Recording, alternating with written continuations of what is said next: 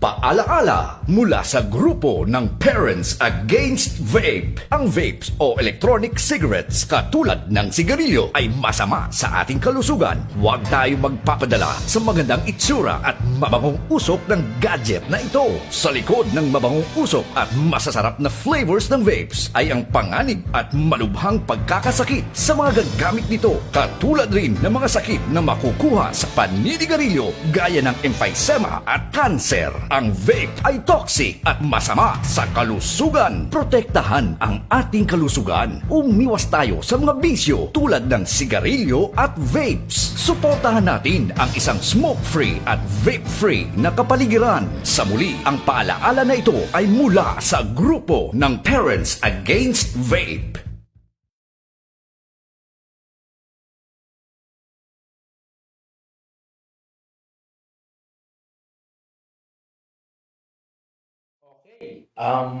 Andito tayo ngayon sa ABN or Alejandro Broadcasting Network. So, andito kami ngayon para sa ating OLP on Air. Mga katropa, bago ang lahat, gusto ko lamang pong batiin ang ating butihing Regional Director na si Fire Chief Superintendent Junito F. Maslang, DSC. At syempre, okay, good morning po sa ating lahat ng mga nakikinig at nakasubaybay ng ating OLP on Air. So gusto rin po namin paabot ang aming pagbati sa aming butihin at masigasig na Provincial Fire Marshal na si Fire Superintendent Jerickson P. Ganaflor. At sa aming acting City Fire Marshal dito po sa Ligao City Fire Station, si Senior Inspector Lisel C. Lobatilo. Ma'am, good morning po. at syempre mga katropa, wag nating kakalimutan ang ating mga taga-subaybay dyan sa Facebook or kung saan man sa Instagram. Magandang umaga po sa ating mga kababayan dyan. Magandang umaga po mga katropa. So, mga katropa, so isa pa panibago natin bati sa lahat ng mga nagpapakinig ng ating mga pumaga. So, isang ligtas po naman Martes sa ating lahat. So, ngayong araw po mga katropa ang ating pag-uusapan, Katropang Glenn. So, bago pala ako mag-diretso, so papakilala muna po ako. Ako pala si Katropang Leos, isa po all boy na pa. So, dito sa Ligao, ako yung Manuel. So, tinalaga ni Ma'am Giselle na Chief CRO. So, kasama ko ang aking dalawang gwapong kasama. Yes, Si Katropang Glenn, si Katropang Pineda, Michael Bernard, MVP. Michael Bernard Pineda. Dito po kami para magbigay ng mga konting fire safety tips natin para magligtas po ang ating pagkabuhay sa araw-araw. Lalo ngayon sa maraming sa pangyayari sa atin. So, Katropang Glenn, so ano ba ang magandang pag-usapan natin ngayon? Recently lang katropa, meron tayong incident dito sa Legazpi, ano? So nagkaroon tayo dito ng fire incident na nagkaroon ng casualty. Ito ay patungkol sa boarding house na nasunog dito sa Legazpi, sa Purupuno, Pag-asa. So mga katropa, nais naming magbigay ng importanteng impormasyon pagdating dito sa ating mga establishmento katulad ng boarding house, apartment, lodging and rooming. Tama? Napaka-importante niyan mga katropa. So, sa lahat ng mga kikinig dyan, sa lahat ng mga nanonood. So, tumutok po kayo. Ano? Ayan. At maging tektas tayo. Okay. Dagdag kaalaman. So, ano ba talaga ang mga dapat nating alamin kung tayo ay maghahanap or magpapasok sa isang boarding house or apartment tayo. Kung tayo ay mapa-estudyante or employee or galing tayo sa malayong lugar, maghahanap tayo ng matutuluyan. So, ano ba yung ating mga dapat alamin? Ano? Okay. So Katropang Glenn, so napapanahon itong pinag-uusapan natin. Yes, so, Katropa. lalo na ngayon, di ba Katropang MVP? Opo. So, pag ang pinag-usapan natin ngayon is tungkol sa safety natin sa mga boarding houses. So, lalo na ngayon, pasok na naman yung mga kalis natin dyan, di ba? Yung iba nagtatrabaho. So, ngayon, Kanya-kanyang hanap ng boarding house. para magkaroon tayo ng madaling access sa ating mga eskwelahan, so, ang ginagawa natin is naghahanap tayo ng pinakamalapit na pwede natin matuluyan yung mga tayo nag-aaral tayo. Yes. So, ngayon, ang minsan pinag-uusapan natin dito Katropang Glenn and Katropang MVP, magiging ligtas tayo sa loob ng boarding house. So, Ay, hindi yung basta lang tayo pupunta doon para lang mapalapit lang tayo. So, minsan, hindi natin naalaman na minsan, sakripisyo natin yung kaligtasan natin, hindi dahil lang sa mga bagay-bagay na ito na hindi natin nabibigyan ng pansin para lang mabigyan tayo ng konting comfort. Yes, katropa. So, mas maganda pa rin na habang nandun tayo nakatira, pag doon tayo nanatili, so mas maganda pa naman natin, ano ba yung kailangan natin gawin? Para just in case, maging safe tayo lagi. Tama ka dyan, katropa. So, unang-una, alamin muna natin yung kung may permit ba. Ano, yung mga permit ba na galing sa ating mga Okay, so yung sinasabi mo, katropang Glenn, ito yung mga, Yes. ibig sabihin, ito yung mga tungkulin na mga may-ari ng boarding house. So, ibig Yes. sabihin, ang kaligtasan kasi ng ating mga kasama, katropa natin dyan sa labas. So, hindi lang nakasalalay sa kanila, bagkos Sa may-ari. may-ari. Tama. So, mas maganda pag-usapan natin muna ngayon, ano ba yung mga tungkulin ng isang may-ari ng boarding house bago siya magpaupa. Ano? Sige. Siguro po, una natin yung Fire Safety Inspection Certificate o siguraduhin may updated na FSIC mula sa Bureau of Fire Protection bago magpaupa. Pangalawa, sapat at malinaw na labasan or ito yung fire exit ng boarding house ng ating magkaroon ng hindi pababa sa dalawang magkaibang labasan, primary at secondary exit. So ano itong mga katropa, itong means of egress na sinasabi ng katropa, dito kasama dito ang ating secondary exit, which is the stair, yung ladder. So, sa isang boarding house mga katropa, importante na at least meron tayong dalawa na means of egress. Kasi kagaya nga nang nangyari sa Legazpi, karoon ng sunog, sabi sa is nagkaroon ng insidente which is na-trap. So, papasok na dito yung ating means of egress. So, napaka-importante talaga mga katropa, no? Kaya, pangunahing hinahanap namin kapag nagkakanta kami ng fire safety inspection talaga is yung means of egress. Isa sa mga priority. So, pinakamalinaw talaga katropang Glenn and katropang Philip. Kailangan, so siguraduhin natin na pag pumasok tayo, alam natin yung mga posibilidad na Yes. in case na matrap tayo dito, saan ba yung mga secondary exit natin na pwede natin mapuntahan o malusutan para mag-receive tayo. Para in case of emergency, agad-agad tayo makapunta at dahil alam na natin kung saan nakalagay yung mga fire exit ng ating Okay, so ibig sabihin, madali tayo makakaligtas. Ano? Mga, Yes. So, tanong ko lang dito, katropang Glenn. Siyempre, matagal-tagal na rin ako wala sa inspection eh. So, ano ba yung patayan natin? Bakit ba kailangan natin dito? Sabi dito sa unang pupuli ng may mga may-ari ng boarding house. Kailangan, siguraduhin natin na mayroon silang updated na FSIC mula sa Bureau of Fire Protection bago mag-pump. Ano bang kahalagahan nito? So, ganito kasi yan mga katropa. Taon-taon nagkakaroon tayo ng business renewal. Ano? Oo. So, kailangan taon-taon yung business natin is i-renew natin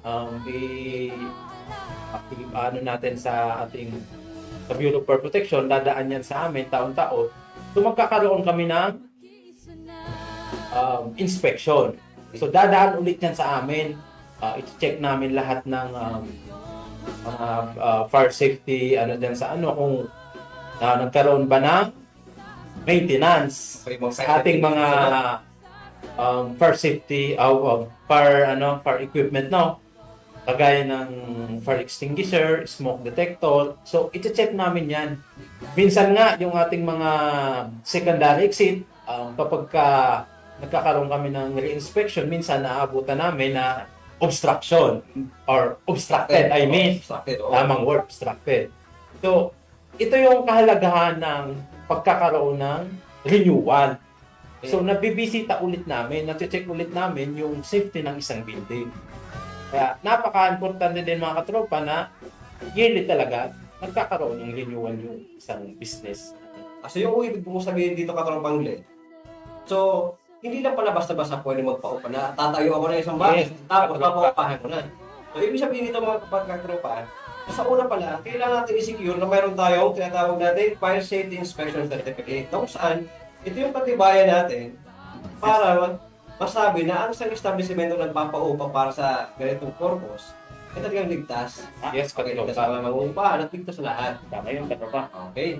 So, maganda na yung maganda na yung malinaw sa atin kapatropa kasi minsan may mga mapupuntahan tayo, sabi nga, minsan may mga nag-aalok sa atin ng mga tirahan dyan, di ba? Although sasabihin natin minsan, nakakamura nga tayo. Pero hindi tayo ligtas. Mas maganda pa rin dito na para masigurado natin, talagang safe nga tayo kasi nga dumaan sa masusing inspection ng ating mga kasamahan na inspection. So, nasa panatili natin yung kaligtasan ng bawat mangupa o nangyayari sa loob nito. So, napakaganda talaga nito, di ba? Para maging safe tayo. Okay. Sige, pangatlo, ito yung mga fire exit at signages or ang ilaw na nagtuturo kung saan papunta yung ating fire exit. Maglagay ng exit signs na madaling makita kahit madilim at magkabit ng emergency light sa mga hallway at hagdanan. Alam naman natin mga katropa na isang characteristics nga ng sunog is medyo madilim dahil sa usok nito na kumakalat sa paligid. Kaya napaka... Bakit nakatingin ka sa akin pag sabi mo sa akin madilim? Okay. Parang pag sinabi ko, ulit ko Sunada na yan, katropa. Parang sinawagin ka ng paglilito ng MVP yan. Pag sabi niya ng usok na madilim, Hindi hindi sa paligid. Okay, sige. Ganun nga, dahil nga dun sa madilim ng paligid, kailangan natin ng mga signages para makikita kung saan papunta yung exit. Ayan. Kasama na dito mga katropa yung tinatawag nating emergency light. Ano? Okay, yan ang nagkasama. Yes. Yan. Pag nagkaroon ng, siyempre, pag So, ano nagkaroon, bang purpose yan? Pagkatropang yan, katropang MVP. Kailangan natin maglagay pa ng exit sign. At the same time, emergency light. Ano purpose yan?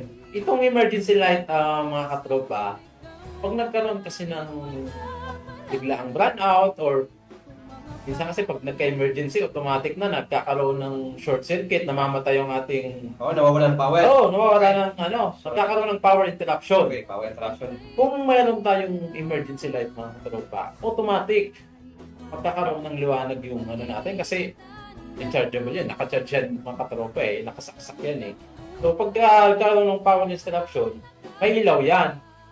So yan ang mga katropa yung magsisilbing ilaw ninyo kapag wala ng kuryente. Okay, so In case magkaroon ng makapal na usok, at least may liwanag pa rin, makikita nyo pa rin, makikita nyo pa rin yung mga daanan nyo kung saan kayo pwedeng lumusot. Isa pa mga katropa yung ating mga exit signage, yung directional signage. Minsan mga katropa, nililito namin dito is yung reflectorized or at least lamang yung battery operated na yung umiilaw din. Para kitang-kita talaga pag may emergency. Isa rin ba ito mga katropa sa mga tinitingnan natin? Mahalaga to? Yes, So, ano ba ang napaka-importante katropa? yan. Yan ba ako yung nagpapaupa? Tapos, wala akong nito. Mapasaba ko sa inyo? Mapasaba ko, halimbawa magpapaupa ko, tapos wala akong emergency light at saka wala akong signages, direction signages. Hindi mga katropa. Okay, so Kasi kaya nga yun yung standard na hinihingi natin para magkaroon tayo ng Fire Safety Inspection Certificate. So, sa maraming salita mga katropa, ganyan namin kayo kamahal. Bakit? Ganyan namin inaalagaan yung bawat isa sa atin na maging safe tayo sa loob ng ating mga tinutuluyan. So that's why, minsan tatanong tayo, bakit pa kailangan, sir? Diba, during the inspection, sir, ang dami nyo man hinahanap sa amin, ba't pa kailangan ba ng emergency light? Bakit ba kailangan pa rin ng reflectorized o kaya mga luminous na mga direction signages? So ito po mga katropa, ito po yung nagbibigay sa atin ng kaligtasan para, just in case, sabi nga ni MVP, diba, ulitin ko lang, pero di siya sa akin titingin. Dahil sa mga katangian ng apoy o ng sunog, ay madilim.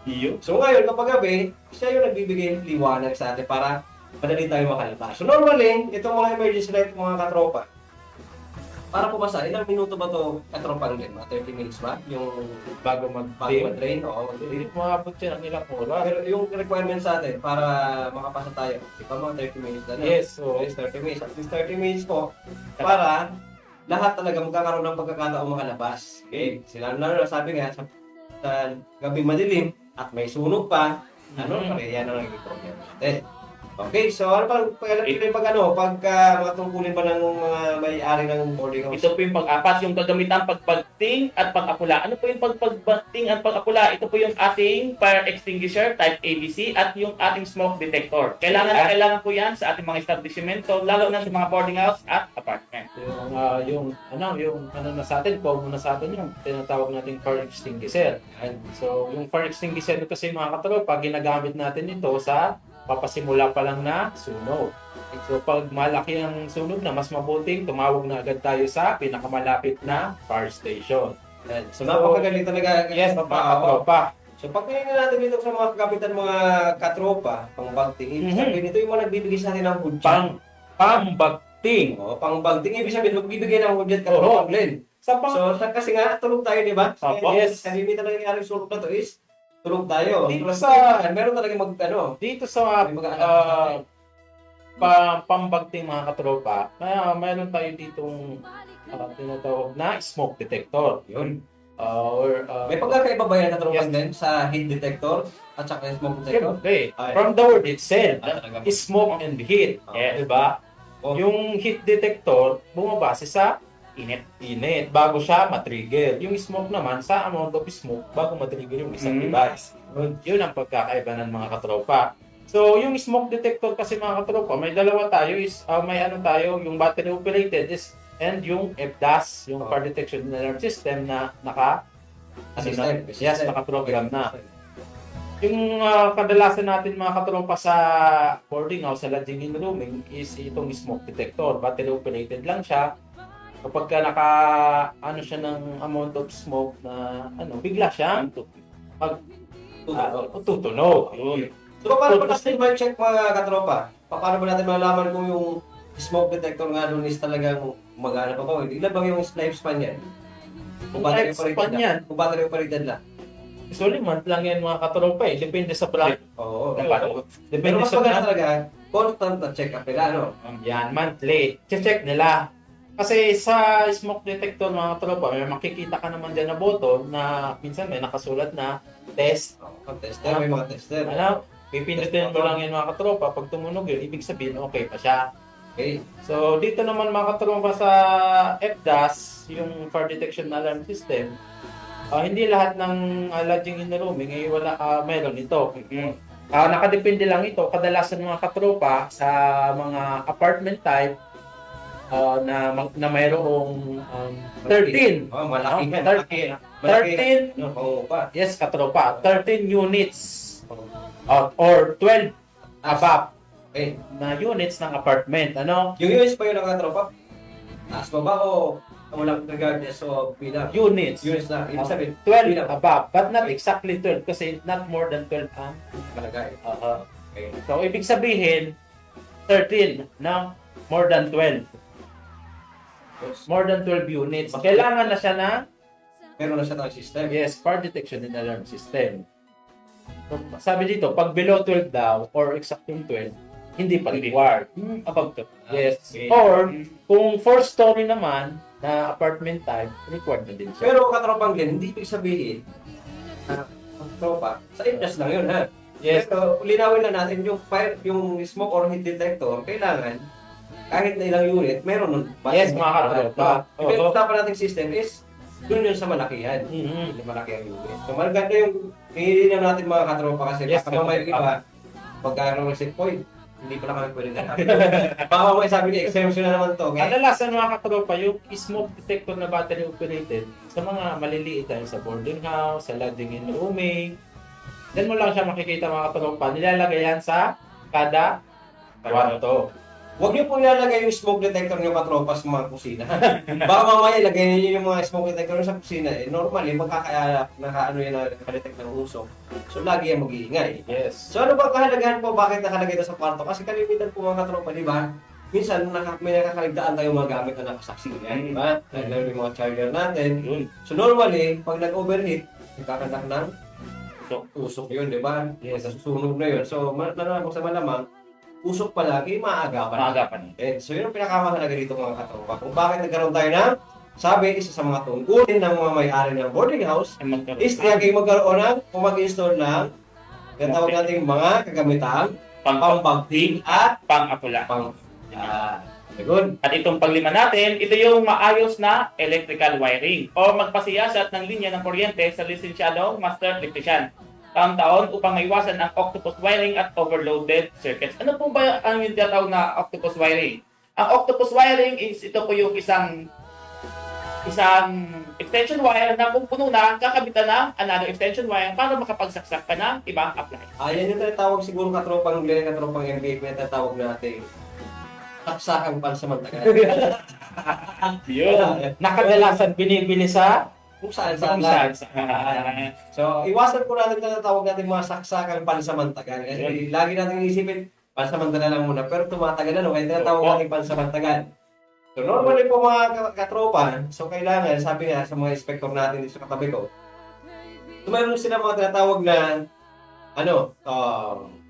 computation of load per outlet. Diba? Tama po ba? So, ibig sabihin, bakit pa nagkakaroon ng tinatawag natin octopus connection? So, kung halimbawa doon sa may saksakan nakalagay lang dapat 2 gang lang, ibig sabihin dalawa lang ang appliance pa natin ginamit doon, so ginamitan natin ng extension wire. So, parami yung gumagamit. So, ibig sabihin, talagang hindi niya kaya i-sustain, lalo na kung mababa lang naman yung ampere. Yes. So, mas maganda talaga na nalilinawan tayo mga kapatid kasi mga katropa kasi alam natin na ang kuryente ito yung kalimitang pinagmumula ng sunog. Di ba? Yes, katropa. Kahit saan, di ba? Kung titingnan natin yung ating mga ulat kung saan galing, lalo dito sa ligaw, di ba? Ganun nangyayari minsan. May mga problema tayo talaga minsan, lalo ngayon, madalas yung brownout. Yun, di ba? yung biglang balik ng kuryente sa ating mga kuryente. So, mas maganda kung may papaayos natin o mapapagawa natin yung ating mga electrical connection, mobile connection, doon sa mismo sa professional. Ayun po, Mas maganda yun. So, yan ang mga, mayroon pa ba tayong babang katungkulan? Baka sabihin ng mga bulas na makarami naman. Gaya pa natin tungkulin para magpaupa ng isang unit. ito po yung matungkulin na dapat para sa safety din ng inyong mga borders. Kaya dapat itong Ito pamantayan. So, kasi naman, siyempre mga katropa, di ba? Kung ako lang naman, di ba, mag-uupa ako. Paano ako uupa sa'yo kung hindi ako safe? Yeah. Diba? So, this is a give and take o win-win solution, di ba? Ika nga, binibigyan natin ng batayan para mas maging safe ang ating mga may-ari ng paupahan para maging safe din yung stay ng ating mga okay. So, meron pa ba tayo pwedeng inagdag mga katropa? yun na po yung mga tungkulin ng mga may-ari. Kasi plano natin kasi baka mamaya nung humaba. Tinatad tayo ng maraming tungkulin. So, mga katropa, ito po binigyan namin ay 5 lang. So, 5 simpleng mga paalala para malaman natin o maalala natin. Bawat isa pala sa atin kung may mga may-ari ng paupahan.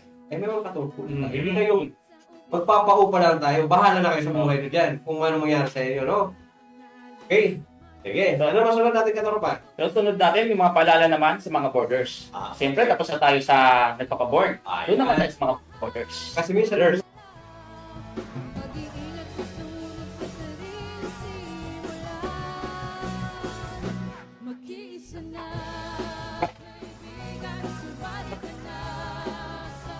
pahan mo is maganda yung relasyon yung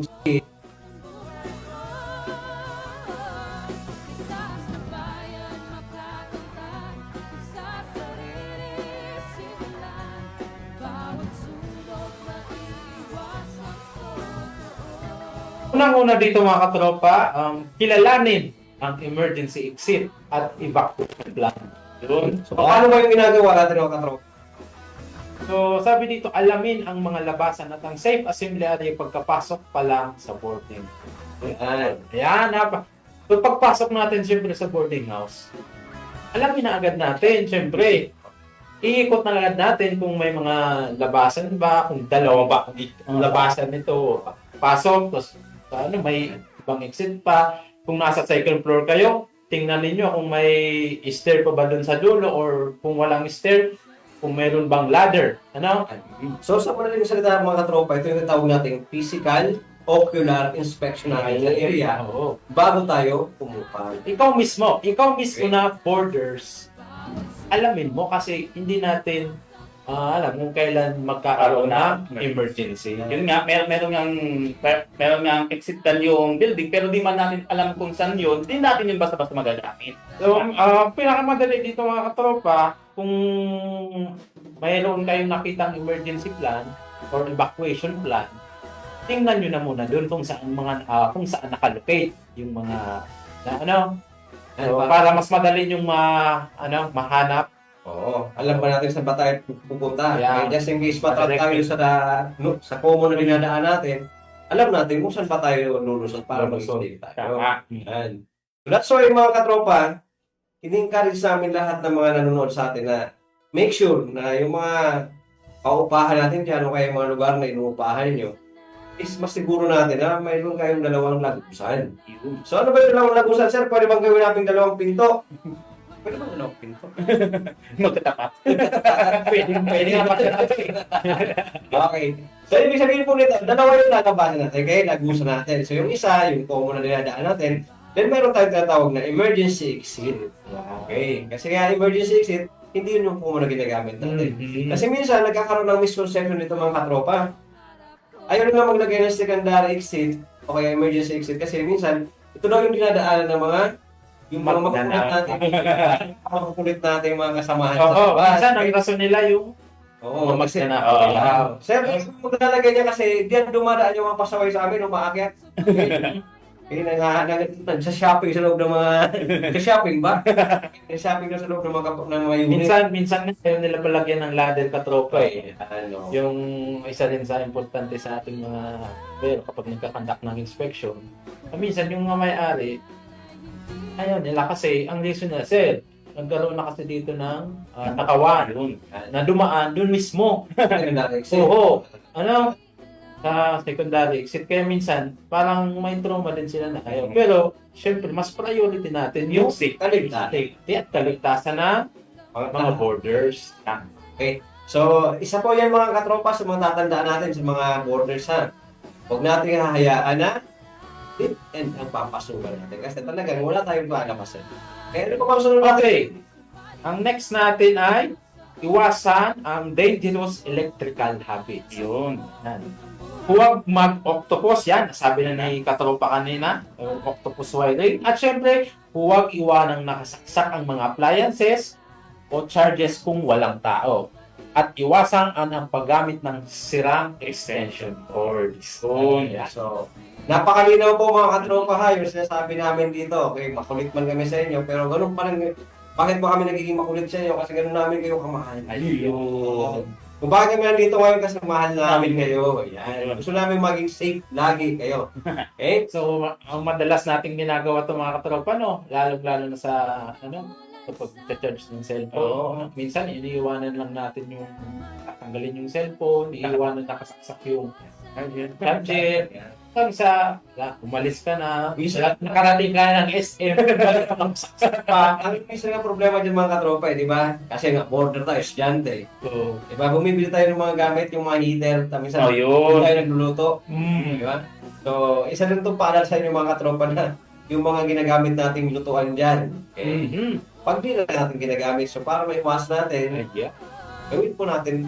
maging responsable tayo yung borders. Kasi sabi nga, mas maganda na pag may maganda kayong agreement para mas malinaw. Since nabanggit mo na rin katropa, yung heater, yan talaga mga katropa. Isa yung heater na yan, kapag ka napabayaan mo, na nakasaksak, Lalo na kung yung walang automatic switch. yun, pag walang automatic switch, talaga, Nagpakulo ka ng tubig. Okay? Kaya may nilagay mo ng itlog. Kasi gusto mo maglaga. Maya hindi na nilaga eh. Ano nangyari? Jackpot. Jackpot.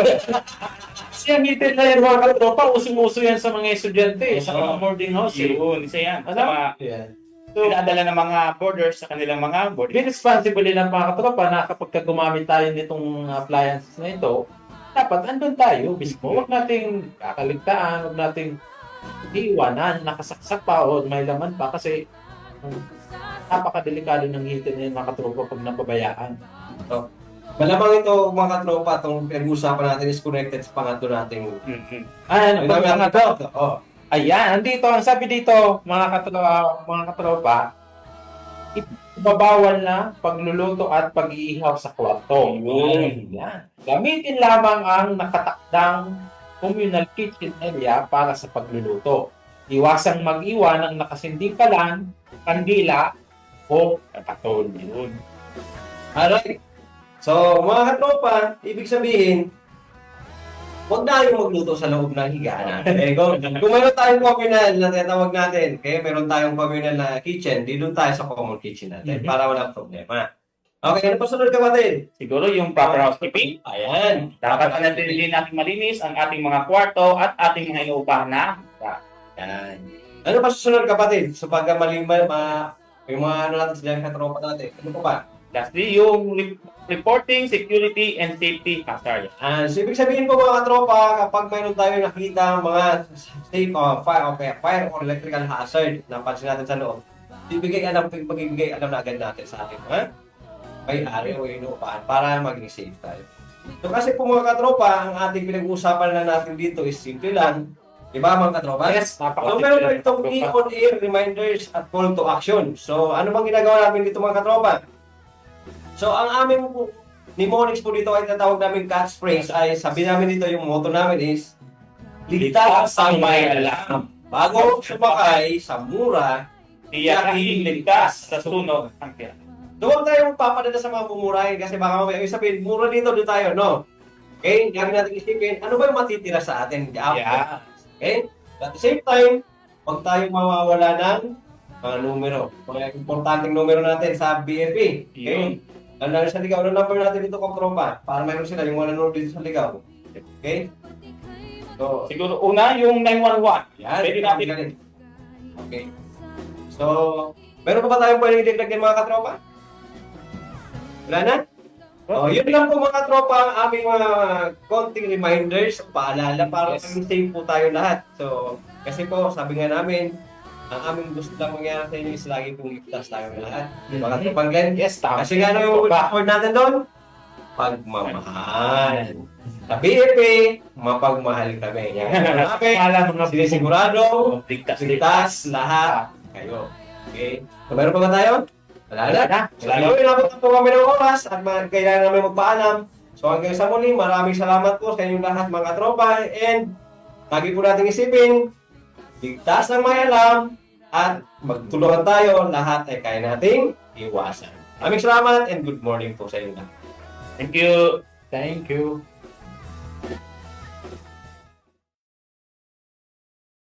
We present Health 2026 in partnership with the City Government of Legazpi, a health consciousness project of Kiwanis Club of Legazpi for only 1,000 pesos inclusion, FBS, BUA, BUN creatinine, cholesterol, triglycerides, HDL, LDL, SGOT, SGPT, urinalysis, CBC, ECG with reading. Venue, Ibalong Centrum for Recreation, ICR, Legazpi City. Time, 5 a.m. to 10 a.m.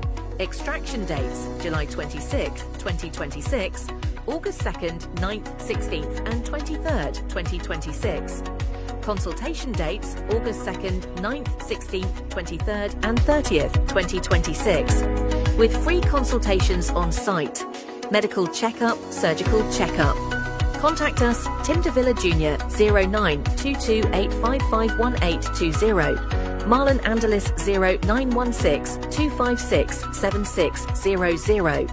Acknowledgement Mayor Hisham Ismail and to the City Government of Legazpi for venue accommodation, Dr. Jab Bataga, and volunteer doctors from Bicol Regional Hospital and Medical Centre, Dr. Francis Gomez and City Health Office.